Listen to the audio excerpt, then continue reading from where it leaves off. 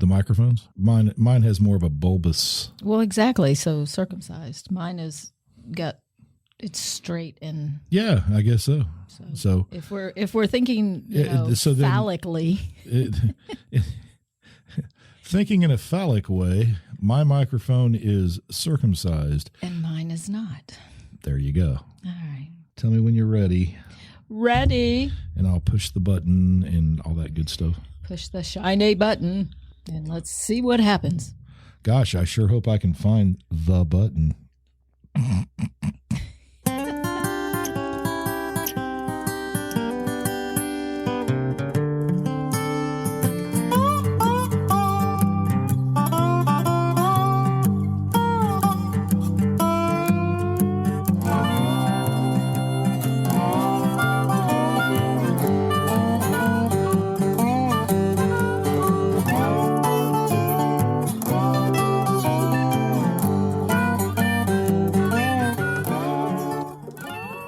And greetings. This is the Long in the Boot podcast, the podcast coming to you from the heel of the boot of Southwest Louisiana.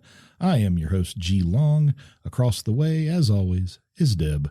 Hello. Hello. How you doing? I'm doing well. How about you? Pretty darn good. It's like we have a date every 2 weeks. I know. Hey, if you want to get a hold of the Long in the Boot podcast, the number 337-502-9011, email longintheboot@gmail.com, and the website is longintheboot.com, with the trip dub at the front of it, but I haven't been back to that in a while. Well, then that should tell you something. Yeah. That should tell you something. If you're not, tells me that I'm being lazy. It's there. It's just not interactive. New listeners go and they read the bios and they see our cute, adorable, fact checkers. Sure. And they say, oh, well, these are all right people, or God, I hate these people. Yeah. Either one. And they never come back, or they choose to join us. There you go. Again. And that's how it all works. That's how it all works. I suppose. I don't ask you for anything. You don't need to pay me nothing. Now, if you've come here hoping for our opinion on the hot button issue of the day, abortion. Oh, I thought. We've gone past gun rights. That's right. Are we still doing that too? That was 2 weeks ago. Oh yeah. Okay. We're not doing it. Excuse me. We're not going to talk about it. No. Not going to talk about it at all. No. The only thing I will tell you, just real quick, as a civics teacher, taking the issue of abortion off the table, but talking legally speaking, this is the fault of legislatures not doing their job, which is to make law. If you think that judicial review of the Supreme Court is in the Constitution, you would be wrong. Judicial review was created by Chief Justice John Marshall back during Jefferson's presidency, Thomas Jefferson, who had a point to make about should we allow a Supreme Court to make judicial review, because the judges on the Supreme Court are all federal employees. They work for the very government that they are making decisions about. It's a conflict of interest. And they can't be impartial. It's impossible for them to be impartial if the federal government is involved. Yes, because it's their job. So if we're going to revisit issues, because now that's the fear. That's the fear, is that we'll revisit we're every start looking cultural at everything, issue, gay marriage, everything society has come up with, and birth control and all that stuff. Then maybe we need to revisit the idea of judicial review, which again is not in the Constitution.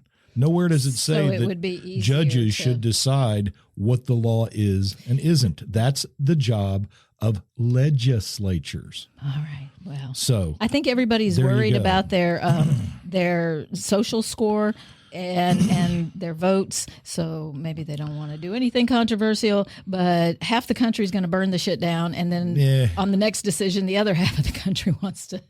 Well, I'm not going to burn anything down unless I just need it out of the way. So, but it's either we have to decide: is this a medical privacy issue between a woman and her doctor, or is it a political issue, or is it a religious issue? I mean, well, sorry again. Privacy in medical care was thrown out the window.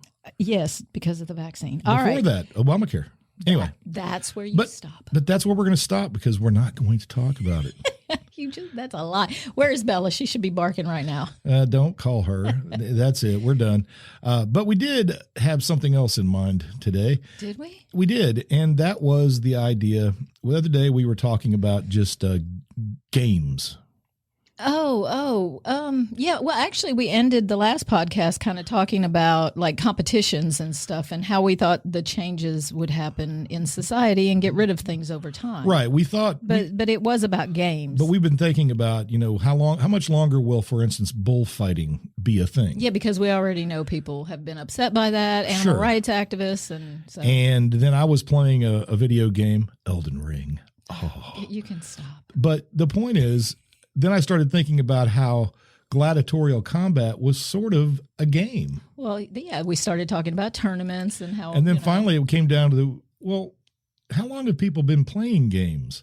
Always. And it turns out that games have been around as long as people and perhaps even before. Yes, because we always ask that question. Well, where did this start? How did we get started? Well, before civilization is the one I really would like to know, and there's no way to know. But what were they? What were they doing as cavemen? What kind of games were they playing? They were playing some sort of game to entertain themselves when they weren't running for their lives. Maybe running for your life was perhaps that's where it started. Says he can take a hit with a rock to the head better than you. Let's test it. Well, it would have been of skill of the things that were important, hunting. Just like probably because we had talked about fox hunting and things like that. Sure. Those were all skills that were important to the society at the time. Well, you don't get good at spear throwing, for instance, without training. Well, even ancient man. So that had to become a game. It had to have been a game in order to get good at doing it. Yeah, because there would have been somebody who was better at it in the group than everybody else. And so as we began investigating the history of games, it's pretty darn interesting. Pretty darn interesting. There is certainly a lot around the world. Man likes chance and risk. I mean, there's a psychology behind. There's a psychology behind games. All the games, really. Yes. Oh, absolutely. And benefits, huge benefits. Do you want to start with the benefits before you go into the history? Do we want to know that, or do we want to? What kind of benefits you got there? All right. You didn't seem real excited about that. Well, you gotta excite me, baby. Ooh, right here on the air.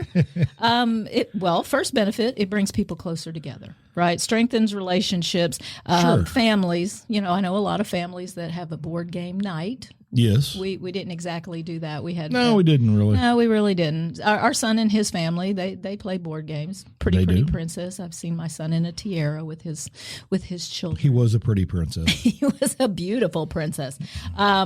So it brings you together, strengthens relationships, increases brain function, obviously. Yes. Exercises your brain. And depending on the games, you're looking at higher order cognitive skills,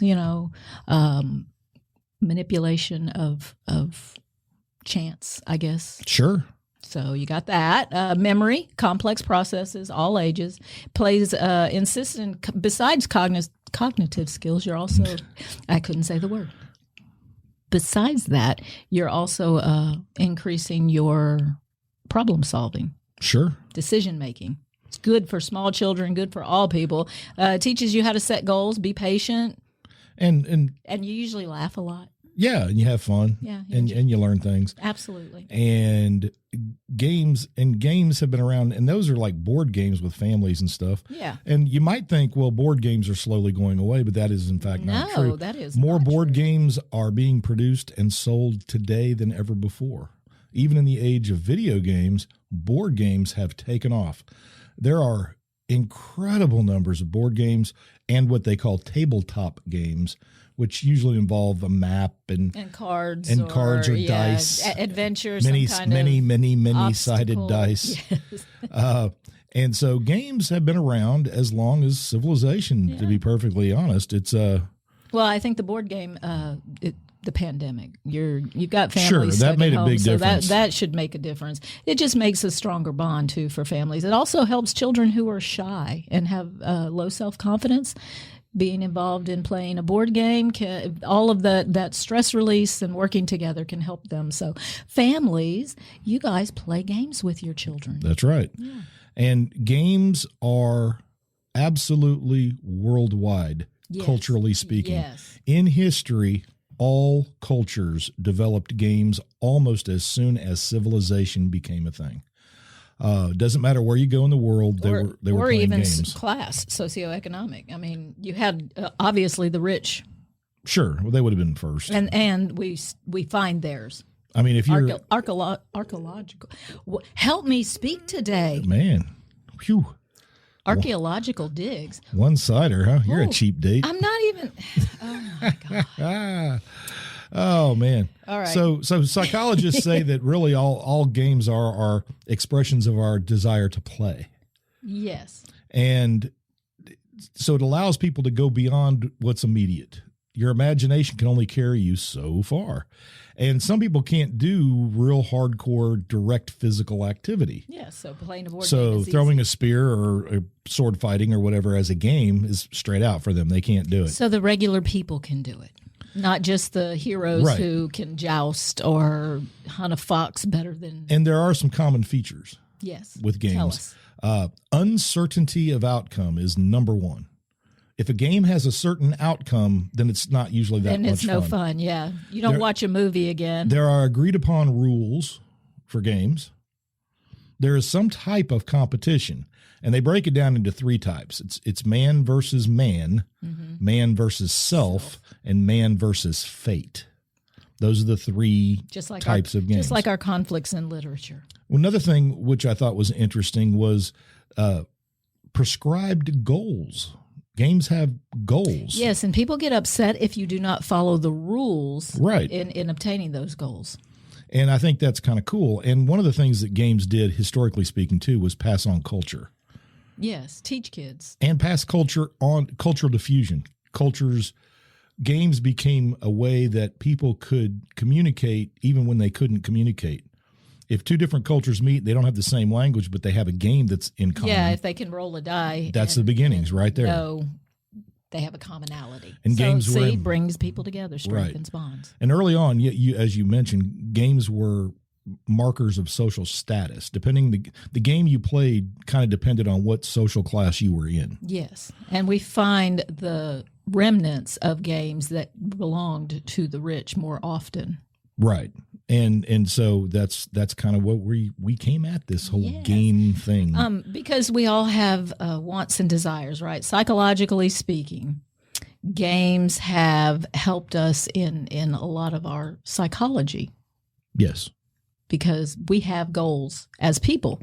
Once you fulfill the basic needs, you have food and shelter, right? Sure. Your body's covered, you can protect yourself and your family. Warmth, food, and shelter. There you go. Then once the survival's needs are met, we're motivated by a need for belonging, power, freedom, and fun. Fun. We want to play. Look, a ball. How obsessed is mankind with balls? They're very obsessed. All balls. Yes. Big balls, small balls, for all sorts of activities. Yeah. Even a guy that sang for AC/DC he had the biggest balls of all. He did. I heard that. And that rumor has not ceased. No. So games that involve, and different types of games involve different aspects of that, or combinations, right? Power. Right. You want to be the one in charge. You want to tell the dungeon master. And then early in as far as the psychology goes, religious significance was attached to a lot of games. Absolutely. It was a way to teach. It was didactic. They talked about the Mesoamerican, that would be like ancient South American, Central America kids. Mesoamerican ball. It was a game, play with a ball, but it had mythic and ritualistic overtones to the point that literally, if you lost, you were sacrificed to the gods of the game. Oh, dear Lord. Yeah, so we don't know. We maybe they did that. Literally sacrifice. You think games have serious consequences today? Oh. Well, remember, Chutes and Ladders was originally Snakes and Ladders. Yes. Was that Egyptian? Originally, and then it went to Britain. Yeah, but that was teaching. That was good and evil. That was good and evil, and they absolutely attached spiritual significance to that. Religion was a big part of it. So anyway, that's what we're talking about. We're talking about games, and we'll talk a little bit of history of early games real quick, because we have actually the pre-modern era, and I think this is kind of interesting. It's how they came up with tools to play games. And of course, the tool that you think of with games, tabletop games, dice. Dice, yeah. Well, originally, dice were not dice. They were actually part of the wrist bone of various animals. And the interesting thing is, it doesn't matter what culture you go to, they have an animal, and his wrist bone, called the talus bone, will be there. And the reason the talus bone was useful was because it can only land a certain number of ways. So there's a limited, but it's still chance. Correct. And I would imagine is that from counting, talisman? Is it spelled? It's talus bone, Talus, but I would not be surprised if talisman didn't come from came that. Out of that. Yeah, because it's chance, right? Okay. Yes, right, and this is the ancestor, the earliest gaming tools bone, the talus bone, and it's the ancestor of a game called knucklebones. Oh, that was I had heard that many times when I was a kid, that phrase, knucklebones. Well, knucklebones has been, I love this, knucklebones has been known as, through history, scatterjacks, snobs, ostrogallus, tally, dibs, the game of dibs, five stones. So what else? Jacks and jackstones. So what's the premise of the game? The game is a game of dexterity played with small objects that are thrown up, caught, and manipulated in various ways. I love to play jacks. In America, when I was a kid. jacks. Mm-hmm. Jacks are the thing we think about. And marbles. I loved marbles. We had some wicked marble games. But knucklebones is the earliest version that we know of, came from the ancient Greeks, and it's called the astrogallus bone, which is the hock of a sheep. I don't know what the hock of the ankle. A sheep is. It's the ankle. Okay. But a well-turned hock. Really. But different variants of games from other cultures use something similar, be it stones, seashells. Some used seeds and some used cubes. Whatever they had. And cubes is going to be important. Yeah. Modern knucklebones consist of 6 points or knobs that protect from a common base. Mm-hmm. Right? That's the modern knucklebone. The original knucklebone doesn't have 6 points, but the point is it has points. It can only land a certain number of ways.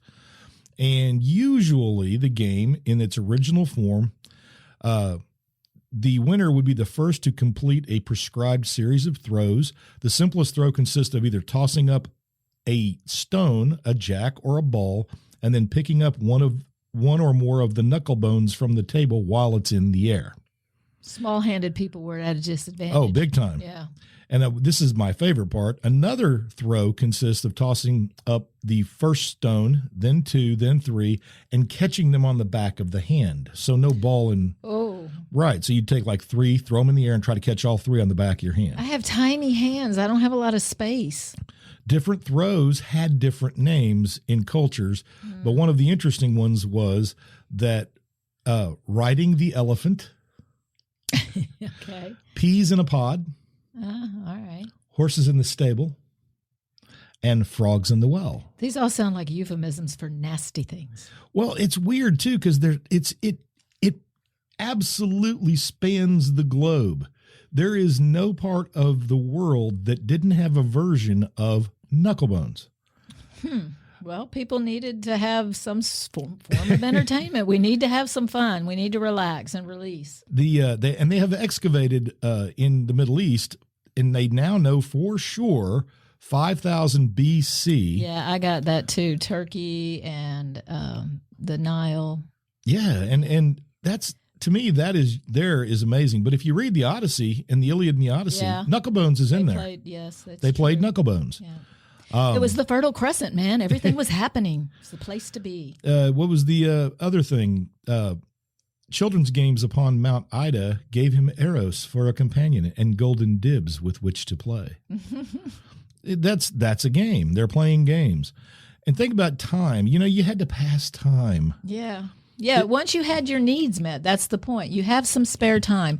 And even cavemen must have had, downtime while they were not running for their life or killing to survive or moving from place to place. There would have been points where you needed something to do. In East Asia, the Middle East, they all have the game. 5 stone, it was called in South Asia. Even this is great, even in what they call now, for some stupid reason, Austronesia, Have you heard that one before? No. Austronesia is the part of the Pacific that contains like the Philippines down towards Australia, and they're starting to call it Austronesia. I don't need to learn new things like this. I agree. And the Polynesian islands, so that they want to get them involved, so that's where the Asia comes in. Okay.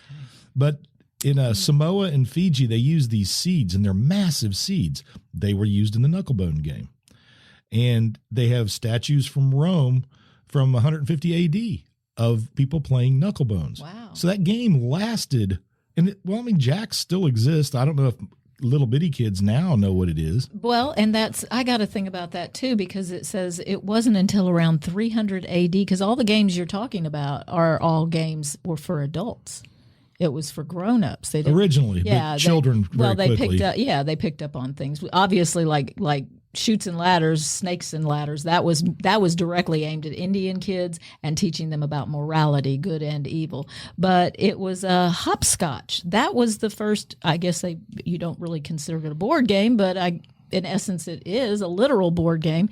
I saw a TikTok video earlier today, and that was what they did. Somebody went on a sidewalk in a public city and put down a hopscotch board. And people did it? And people did it. They just Most people randomly did it. They it? just, yeah. So some people stopped and went back to the beginning and did it. And other people one guy, he just like snapped through it. It was great. He was peppy, yes. So we're all kids at heart. I guess we are. Yeah. That's true. So anyway, that was the earliest version of a game that you can really, see through archaeological. That had rules that we know of, because a lot of games they have pieces and things, but they don't know exactly. And we don't know exactly what they did with knucklebones in, say, 5000 BC. We don't know for sure. We just know they did it, and then because we have representations of it. Yes. That's either drawings or actual text that tells you something about it. And so I thought it was interesting that this became one of the earliest forms, as they say, of basically social bonding. Yeah. When you play games, you're bonding.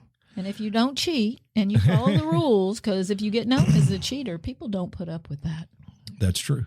They really don't. So that was the pre-modern. That was the game that predates civilization. Yeah. And then some games that just have stuck around, right? Chess, 400 to 600 AD, Germanic and Celtic families of games. Well, they found in a 5,000-year-old burial mound in Turkey, they found 49 small carved painted stones, and they found similar pieces in Syria and Iraq, which looks as if the earliest place we can find. Well, it wasn't trading, but that the Fertile Crescent, the area where we say that civilization began, although it was already happening in China too.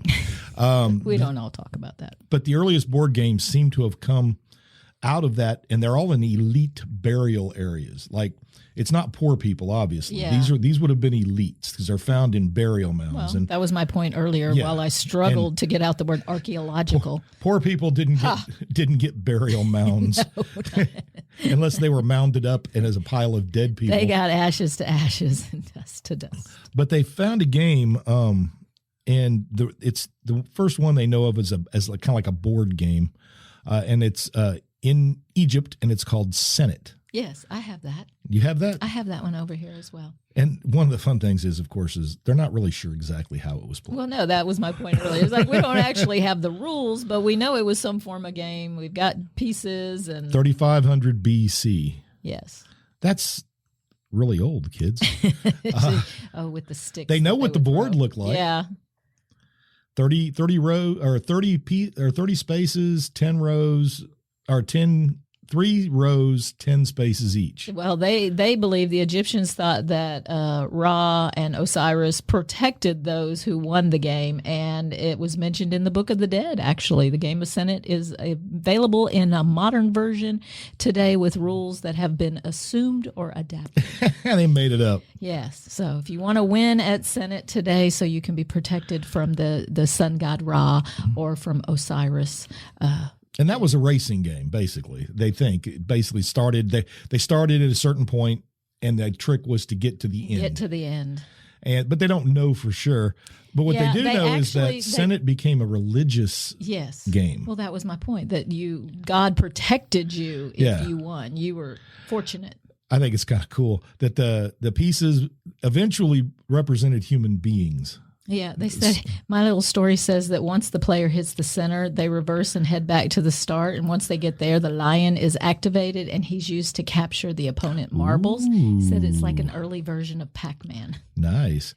And they also had a game with jackals later too. It was what was it? Something in jackals. Were they were like sticks or something? They were sticks that fit in a board. There was a hole in the board. Pin in the. But it was the same game basically. But they were little Egyptian. And they figures. used sticks or bones, knuckle bones, to determine the number of moves you would be allowed to have. So, history. And then they found the first true board game where we actually kind of know more or less how it was played.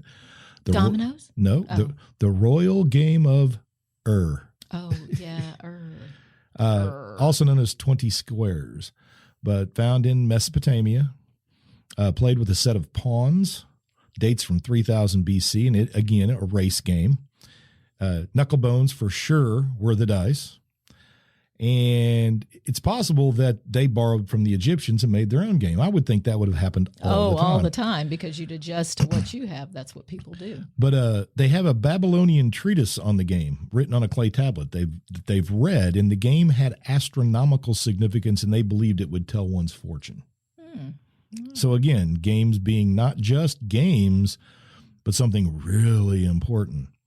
But the thing is, they discovered that the game of was also popular with the lower classes, and the reason they found out, which is kind of cool, 2,700-year-old graffiti. It was a graffiti version of the game scratched onto a gateway in Khorsabad. And similar games have now been found in Iran, Crete, Cyprus, Sri Lanka, and Syria. Where the regular street people would play. Yes, and regular people. Yeah. And they have found more artifacts of the dice that was used, knucklebones, and the checkers that were used, or this, whatever you want to call them, game pieces. And they believe that, and my favorite is there's a game called Nard. Nard. See, balls. Nard. Were there balls involved? I don't know. It could have been. But anyway, the game of Nard may very well have been actually very similar to this game. Okay. And if you think about backgammon, which has ancient roots as well, game called tabula, think about what it is. And when you really look at a backgammon board, it's a race game. Yeah. Your job is to get all your people off the board. That's your goal. And all these games, that's kind of your goal. Get from one end to the other and get off the board. To another. I got, in 1903, hounds and jackals. That's what I was trying to think of. Was the word? Okay. Landlord game. And that, it really sounds a whole lot like it's got utilities, a jail. If you score, the players scored $100 every time they passed this little corner. So yeah, we know what that was. The landlord's game. I guess it just didn't sound good after 1903. Yeah. 1935 is when Parker Brothers got it. So, that's way, it's way later. Well, I know, because you have to move forward, because there are so many flipping games. Well, I know. For so many places. We hadn't even talked about any of the Asian ones, the Chinese. I was getting to that. Were you? Yeah, I was, because at the same time all this was going on, the Chinese were sitting around playing games of their own. Yeah, that they had developed 1,000 years before all that. Yeah. And I think that's kind of, actually, I think it's kind of funny. But in East Asia, they created a game that basically, I'm using that word a lot today, clearly called Go. The Japanese named it Go. I don't even know if I should even attempt to say the Chinese version of Go. Probably not, unless we just want to laugh at you. Now, if you want to have fun, get online and you can actually find Go. That game still exists, played pretty much the way it was always played. Right. Go was one of the 4 cultivated arts of the Chinese gentleman, along with calligraphy, painting, and playing music. It was something you needed to be able to do in society. Play Go. Well, because it was a social thing. Yeah, you had to do calligraphy, you had to paint, and you had to play a musical instrument. That was the 4 things you had to do to be a gentleman. We think about feudal age. Yeah. Gentlemen had to learn certain things, and poetry. Well, ladies too. Yes. What is a geisha doing? She has to learn certain skills. Oh, the dogs are going to irritate me. Maybe their Bella's not happy. Well, too bad. You didn't put them in their hole. I was trying to let them be free. Who am I to tell them what to do with their bodies? Anyway, so okay. And this was all happening at the same time. Oh, look, it's a French version of Clue. Go is a lot of fun, actually. I tried to play it the other day. I suck at it. Oh, man. Wait, did you try to play a digital version? I tried to play against online? a computer. Oh, okay. And I got my butt kicked because there's a lot more to it. It seems like a very, very simple game. Yes. But it's not really that simple. Yeah, your brain has to work that way. And it's very cool. And the Japanese stole it, borrowed it, whatever. And then Korea. And it's been being played since. They also, the Asians, Chinese in particular, they developed dominoes. Mahjong. They created the original playing cards. And that's where they came from Mahjong. Yes. Mahjong was played with tiles. My favorite. And then somebody figured out that you didn't even need tiles. If you simply had a piece of paper, and they invented paper. If you had a piece of paper with a design on it, you could play the exact same game as Mahjong without needing to make tiles. Yeah. So that playing cards were invented in China. And that was they were invented in the 8th century. So that's all casinos. But think about it. Them. Cards got to Europe within 300 years. Yeah. I mean, that's an amazing cultural diffusion happening. A quick jump, yeah. And I could go on and on about the history of things. There's the term checkmate, which comes from a Persian term. Oh, so much of the language that we have. Checkmate, yes. Originally it was shahmat, which means in Persian, the king is dead. There you go. Nice. Yeah. Yes, Clue outside of the United States is known as Cluedo. Cluedo? Cluedo. Nice. And we like Clue. I liked Clue. And we also have, of course, the game Pachisi, which came from India. Parcheesi. And yes, we took it and made it Parcheesi. Yes. Oh, we need to revisit Risk. Oh, man. I wonder if they've updated the board. Well, yeah, it's happening now. Risk is being played on a global level all the time. Well, everything's become because of the digital age, right? Right. Oh, and then finally, we get to role-playing games once we have all the basics through the war. Well, if we're going to follow the Risk outline for the world today, what we need to do is pile all of our military crap on those 4 little areas around Australia, because then nobody can attack you except one direction, and work our way into Asia that direction. And then just move in. You never want to go into Asia from the European side. No. Never works. Never works. It's a bad scene. You're going to have a bad day. You're going to have a bad day. So anyway, dice were invented in 700 BC. We have just a whole host of games that have been played. And then books. By 1200, you've got people actually writing books on how to play games, thereby giving that information to even more people. Yeah, disseminating that. So that's in 1200, the Book of Games. Literally, it's a thread through all cultures that really just doesn't get enough credit for the vastness of what they do. And it's as well. This guy says, if a civilization doesn't have games, can it be called a civilization? Are they civilized at all? Which I think is actually not. And then look what Americans do. We come to the West. We've got the cowboy era. People play poker and start shooting each other when they right. start cheating. They start cheating, and you're cheating, man. That's not fair. Damn Americans. We go the Wild West cowboy and. By the way, Snakes and Ladders, 1200. That also the one that became Shoots and Ladders. Yes. And so you've got that chess, backgammon, a game called Nine Man Morris, all around 1200 in the world. So pivotal times throughout history too. I mean, like they were just talking about World War I and World War II and the games that evolved during those times. Because what else are you going to do in a bunker? Right. And in the 1400s, tarot. Guess what? Tarot cards were for a game. So if you believe that tarot cards are telling your future, well, stop it. Grow up. No, now that's as much as the Egyptians believed that you were going to be protected by the gods. Game of chance. Well, it's a game of chance. It is. That's all it is. Life is a game of chance, dear. No, but you can affect the outcome by your actions. Tarot. Not if God wills it. Tarot has suits. It has numbers. It's just a card game. But somewhere along the way, somebody was able to convince people. Yes. Look, if the cards come out a certain way, that means things in the future. No. Wow. It was the gypsies. That was the 1400s. We also had a game called Posh. Posh. And it's a game that this is the first game where they know that the cards by then had developed standard card suits. And the suits were, in 1480, hearts, clubs, spades, diamonds. 1480. Wow. And Posh was a game where you had to get runs. You had to do either suit runs or number runs. It's rummy. Yeah.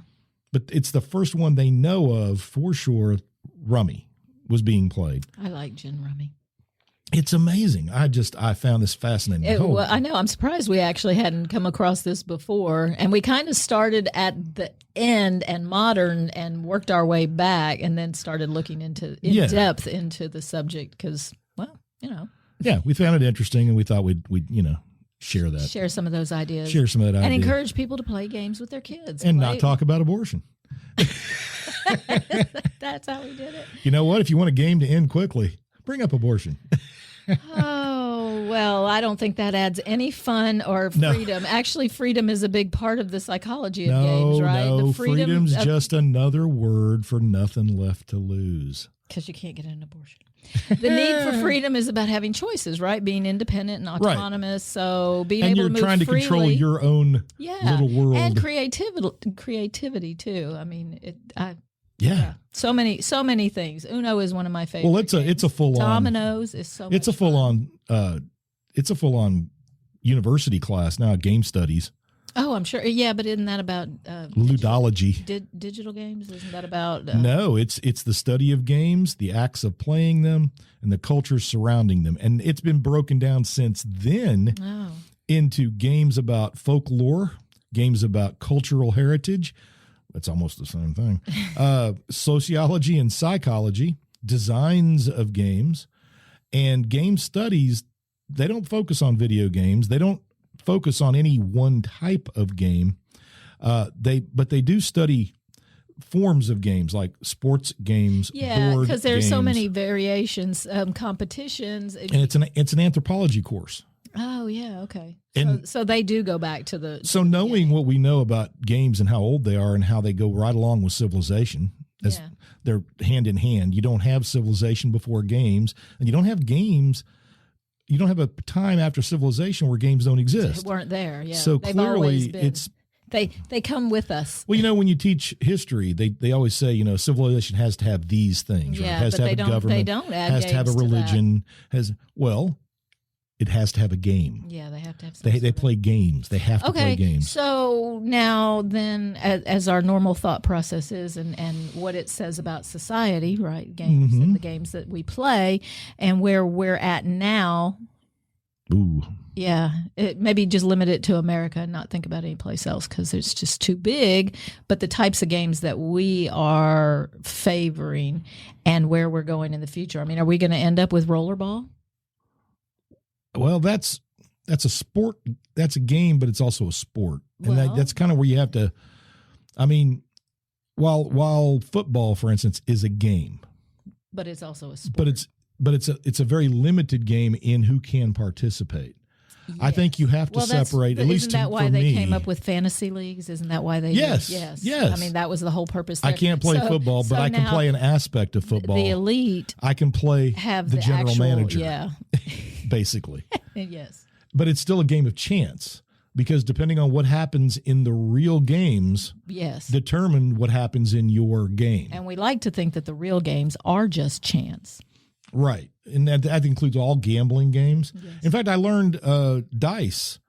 Dice are responsible, or I shouldn't say they're responsible. There's no reason to blame poor innocent dice for anything.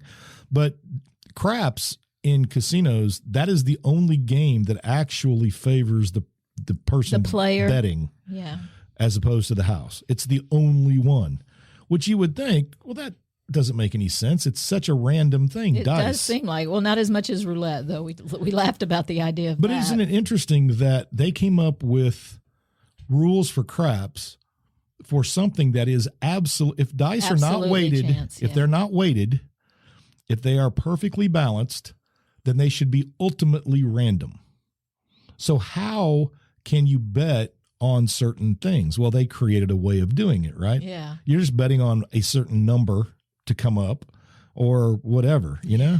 I know. I'm not a gambler. I've never been a gambler. It freaks me out to put my money down on chance and just. But isn't that what we like about games? Yeah, because it's safe and I'm not losing money, and all I lose is. Well, in Monopoly, you're losing money. Yeah, but it's not real money. It's not $5 a gallon for. Yeah, nobody's coming out and killing you. No. Not yet. That's my point. Where the hell are we going? We already got that. We got Squid Games. Well, leave it to the Asians to start it. So then every game becomes derivative in different cultures. I was reading about a game. So what are we getting from them? Well, look at this. I was reading the history of a game called Diplomacy. And this game was played in the 40s and the 50s into the 60s. Okay. Yeah. And it's actually a forerunner. It's a forerunner of Risk. Okay. Diplomacy, Henry Kissinger, leaders from the 50s and 60s all played Diplomacy. They loved it. Okay. Well, right? I can see that. Then why were they so bad at it in the real world? I don't know. I'd like answers to all of these things and understand politicians. Because we like to think of diplomacy as something that they do that's real. Yeah, that it's real. What if it's just a game too? Isn't it? Well, I think, oh, dear God. Yeah. Well, that's why games have to come with humankind, because we're all just game players. Okay, John F. Kennedy said diplomacy, and Kissinger too, was one of his all-time favorite things to do. Okay, and then the Cuban Missile Crisis happened, right? Did the Russians play diplomacy, or were they playing something else? I think they were just tossing the damn dice. I think they were playing Risk. Yeah, playing. The one part of Risk, there's one part of Risk that's taken out compared to the game of diplomacy, and it's diplomacy. Risk is totally armies and numbers. Yeah, and dice. There's no talking through or right. There's no treaties. Mediators. You can't make treaties. You solve problems. A lot of Risk players do that. They turn it back into. But the other thing with Risk is they also removed production centers. On the game of diplomacy, certain countries produce certain things. Oh, you actually had your resources and your right. So, like if you needed cannons, you had to capture the country that produced them. Yeah. And well, that's logical. What Risk did is made cards. Yes. And when you get 3 cannons, card cannons, I have this much you can power. trade them in for a certain number of armies. Well, somebody should have sat down with Putin maybe and have looked at all that. He's playing the game, isn't he? He certainly is. Because, I mean, you think about all the parameters, and they game this out. They call it gaming. So if we had, put it on a board and done our little scenario, he built up his army. We saw him do it. Putin is betting that we will get tired of playing the game before he will. Americans are already tired of it. I struggle to find war? Exactly. It's not a war. I struggle to find stories on the Ukraine, except somebody posted today that they hit a shopping mall in Ukraine and killed more than 1,000 people. I hadn't seen that anywhere else, and I'm wondering why that would be breaking news all of a sudden, because they've been killing people there for months now, and it seemed weird that it was today. And if you think, well, yeah, but maybe they're just trying to distract again. It's a bold move, Putin. I don't know that Ukraine had any shopping malls left. Well, gaming has moved since we came up kind of into the modern era. Yeah, as a social science, games have become far more studied. All games, not just video games, but all games. Now it's a thing called, at least the violence in video games, they have a theory for that now. It's called catharsis theory. Okay. That playing video games in which you perform violent acts might possibly channel latent aggression. Help you get it out, as opposed resulting in less aggression in the player's as opposed to lives. What many people feared, which was that it's causing the violence. But you have other studies that show an increase in violence. So that's still up in the air.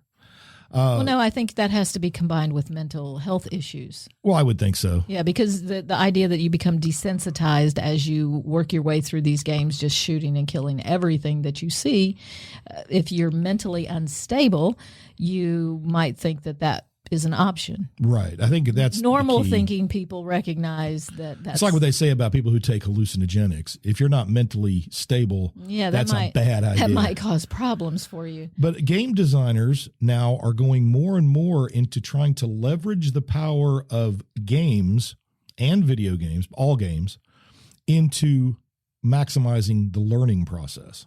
Well, yeah, that was the point, that games are very didactic. And you'll see this term more and more now, and I'm sure we'll see it if we go to an in-service. But it's the gamification of learning. Of education. And the gamification of education. Yeah. Using game elements in non-game contexts to try to extract the properties of games and apply them to the learning environment in a classroom. Well, we know that chess helps kids with math. And one of the things they've been doing in many schools now is teaching kids to play, and it goes right back to the beginning, games like Go. These ancient games. Get kids to start engaging because it's that the basics. It's the foundation. And you have to engage. You have to get to know the person to play a game. Yeah. And if you don't know the person and you both know the rules of the game, you will know each other by the time you're done. By the time you're done. That's it. And I think that's really cool. And so that's a real big push right now, that the idea of games encompasses everything. Mm-hmm. Right now, there are people so can everything in education be fun? Can it all be fun? Is that realistic for life, or is that a goal for life? I don't think you can make it fun, depending upon whoever's definition of fun. Yeah, whose definition of fun. But I don't think it has to suck. But let's face it. Feels like it sucked in the last 2 years. No, but really, come on. We all look. You see it when it had, I know. I have fun. It had people. When you see adults start talking about when they were in school, and I'm not talking about the people who complain about being bullied or whatever. I'm talking about just the general run-of-the-mill overall population looks back with fondness to when they were kids. Part of that experience was going to school. Going to school every day. What we didn't like about school wasn't learning. It was the restrictions. It was the restrictions and the fact that we had to get up. The lack of freedom. It was the control. It was the lack of freedom. Because that's part of gaming, right? Is that Correct. You have some freedoms as you go through your game to We're make rebelling choices against these constrictions to our personal freedom. When you're a little kid, for quite some time, you have ultimate personal freedom except for what your parents tell you can and can't do. Yes. And then suddenly your parents give you to these other people and they have more rules. And you may have 6 or 7 of them throughout a day with their own rules. And they may have stricter rules. Mm-hmm. Probably will. And then you look outside, it's a beautiful day. You just want to play. And you just want to play. But no, you have to learn this and thing. Miss kids are outside on the playground. And you can't explain to a child that in 8 years, this math problem will be important. You know? Well, you can't. You just can't do it. No, you gotta learn that stuff through trial and error and yourself. Well, yeah. Or a YouTube video. YouTube has everything, so if you don't know it, go YouTube it. That's my advice. Everything, YouTube it. Well, right now there's a big battle between these gaming people. So life really is a game. So they're having a game of their own. You've got the story versus the gaming thing. Basically, there's a debate that surrounds. There's a term called narratology, and it's the study. It's the study of narrative structure. Okay, all right. Well, we have a structure to narratives. Wait, but narrative structure has now been basically put into. They're saying that if there is a narrative structure to a game, it's not really a game. So if there's a story, it's not a game. Oh, that's bullshit. Ludologists and narratologists are battling over this idea. Well, yeah, because we got to fight. Because video games mostly, not all, but mostly have stories. There's a story. Even Mario was a story. There was... Yeah, you had to save the princess. You had to save the princess and get high on mushrooms. We all know. We all know.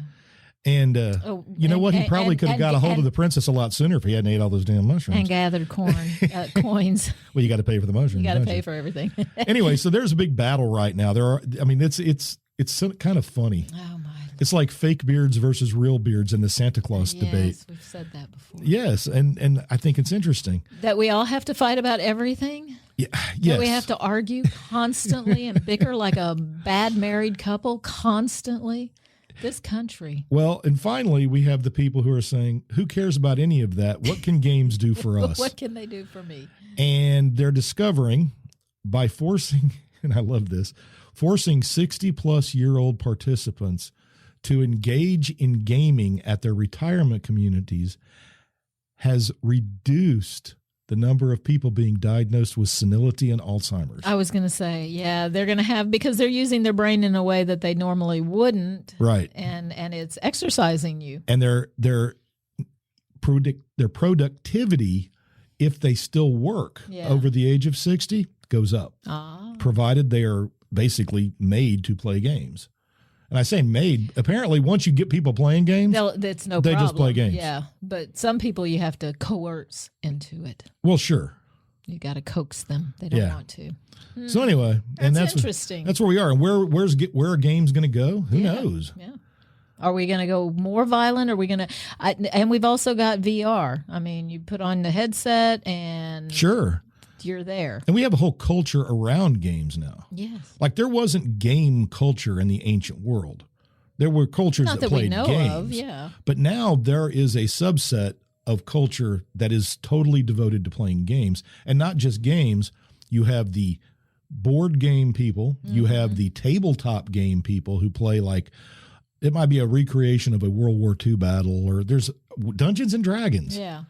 But look, when people began playing Dungeons and Dragons, which was just a simple game, that's the thing that always cracked me up in the 80s during the satanic panic. They thought it was going to drag these kids down to hell. Kids are going to become demons.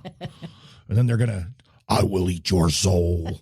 And, it's that kind of thing. And it was a game. It was just a game with dice. Well, let's get back to tarot cards. Yeah, but it had dice with lots of sides. You didn't even bring up the Ouija board.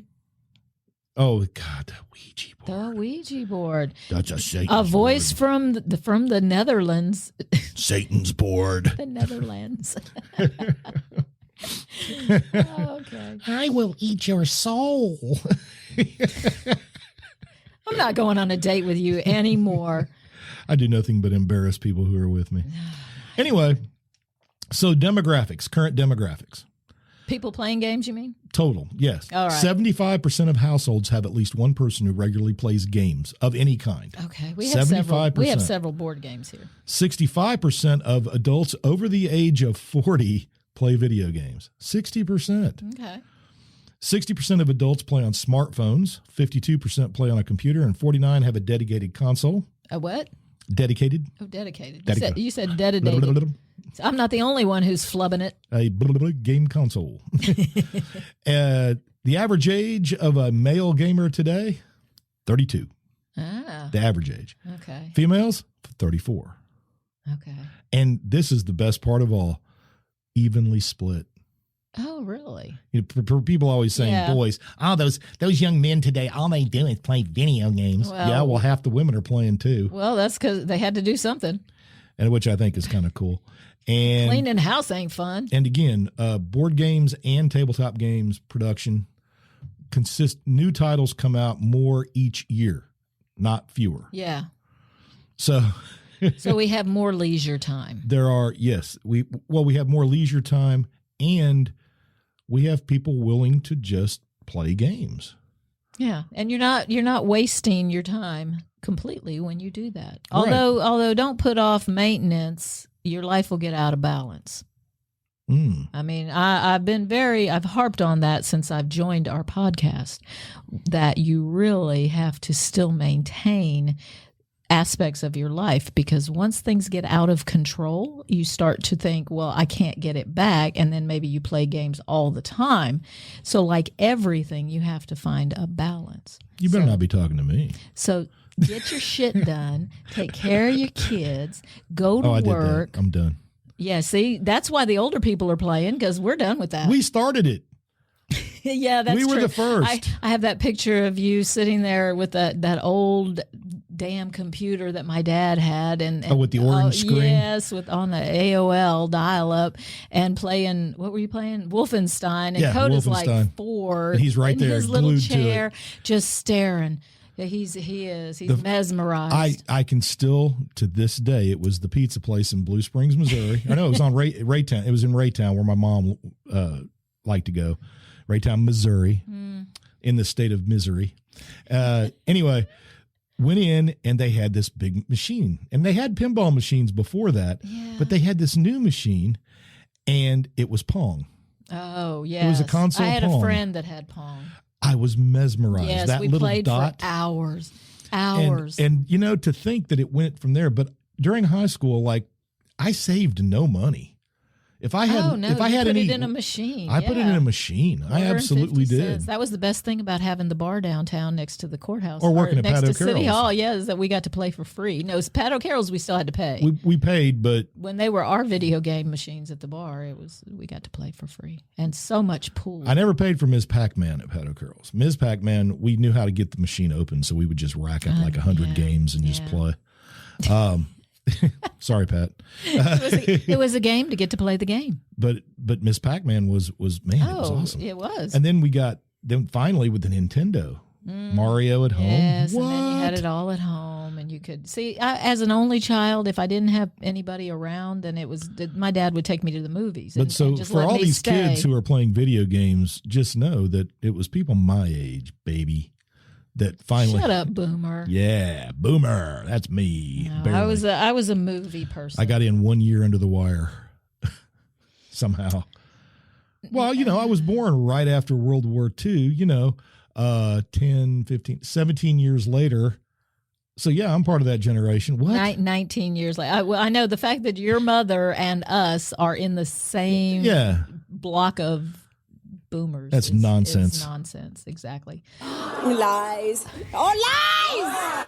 That's what it is. All right. You knew you'd use that for something. I'm keeping that forever. Forever. So we are people who like to game. And games, like we're intertwined. Yep. Okay.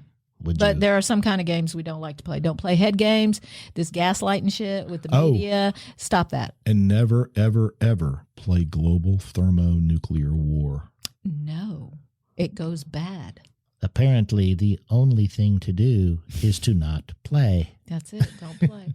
Putin. Don't do it. Looking at you, Putin. Do you want to know my weird story? Do we want to end with a weird, odd? I guess it's entertainment. It's part of what people need to do it's the future. Okay, go for it. You got 3 minutes. Go. 3 minutes. All right. So, new trend. Don't know if it'll make it to America. It starts in Sydney right now.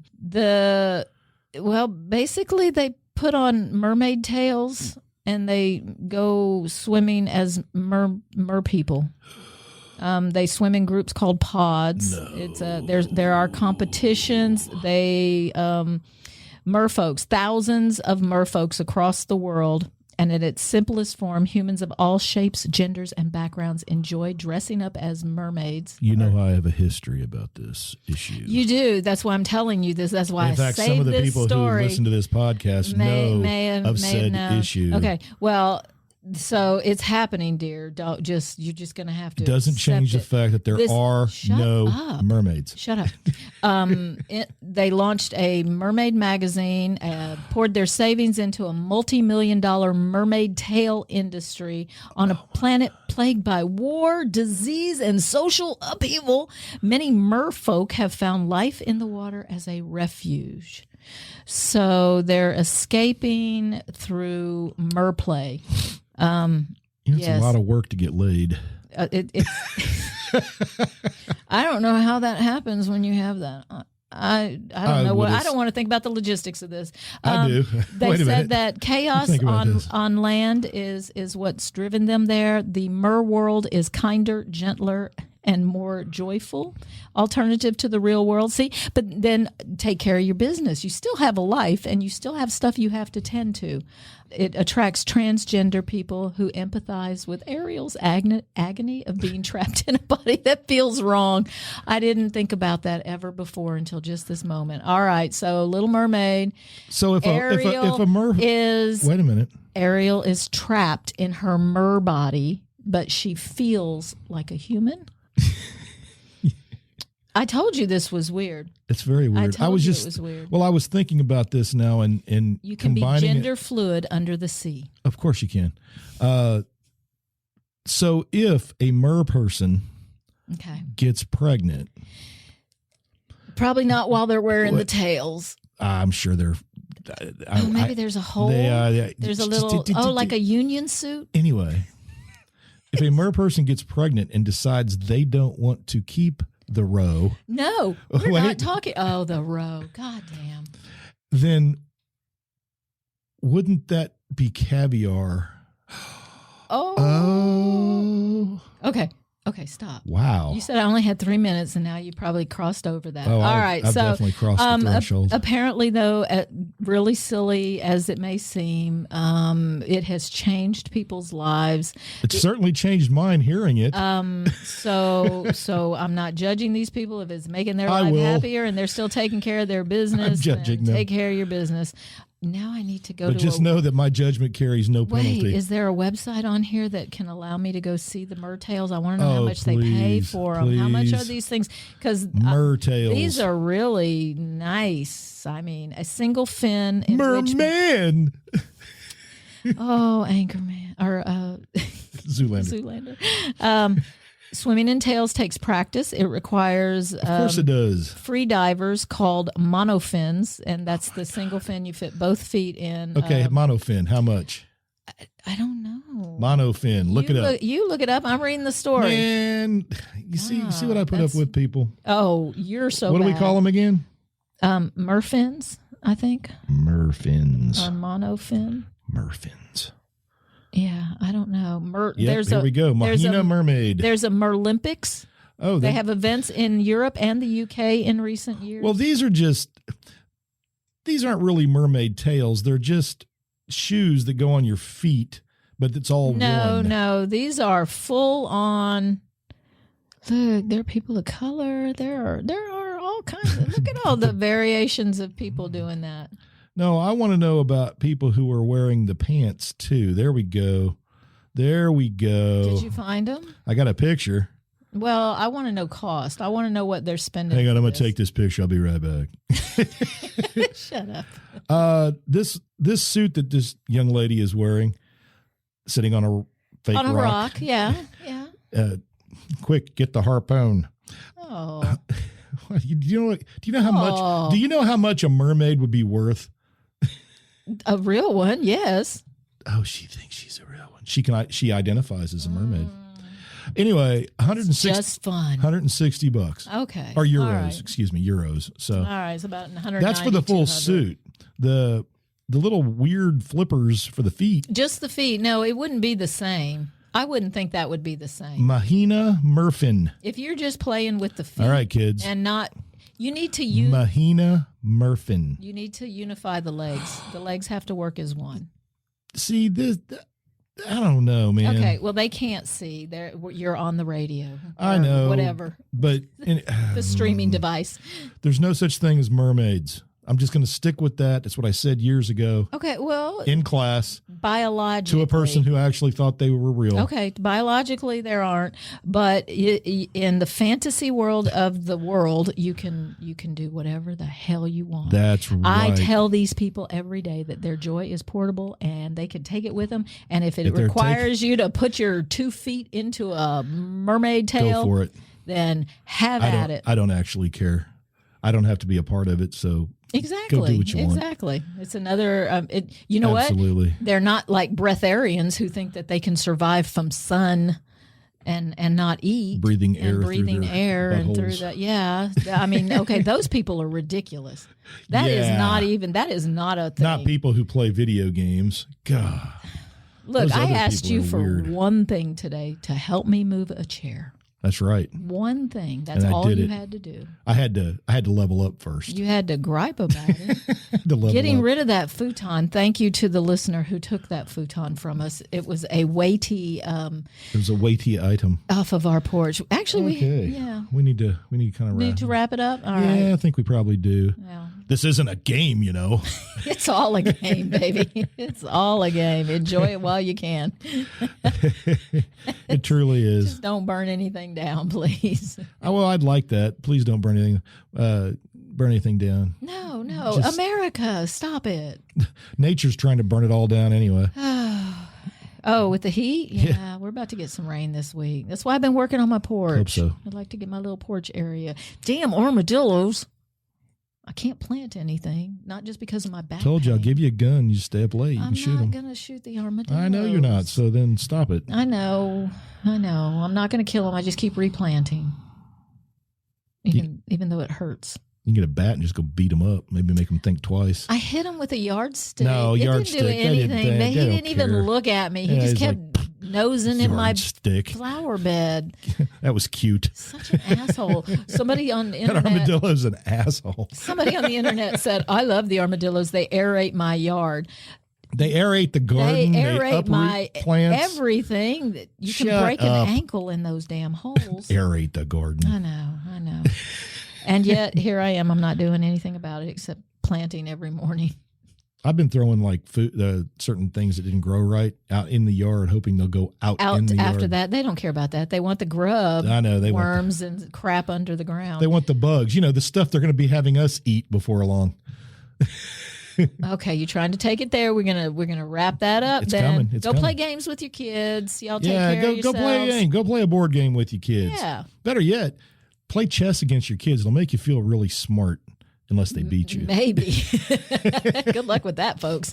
Up to a certain age, anyway. Yeah, I was gonna say some kids are really smart. All right, Deb. Well, I guess we're wrapping it up. Okay, I'll see you in 2 weeks. We'll have a date then. Hey, ladies and gentlemen, community, in 2 weeks we'll have our 50th episode. Yeah. Yeah, 2 weeks. we're working on a special episode. Yeah, kind of. We're hoping to get a guest, but we'll see. I mean, I don't know what else to tell you. I don't know what. And 2 weeks is a long time. 2 weeks is a Anything can long happen. ways away, and we'll also be getting some electrical work done. So it's a possibility that we wouldn't have electricity That's anyway. very true. So anyway, 2 weeks, 50th anniversary, or 50th anniversary? Yeah, well, 50th show. 50th anniversary We episode. will get to 50 years at some point. I already got to 50. I don't mean our age. I mean our time together. All right. Gotcha. I do this every day for you people. Yeah, not every day. Okay. Once every 2 It weeks. feels like every day. Yeah, well, All right. that's the joy of you living with me There you go. for you Here in the boot.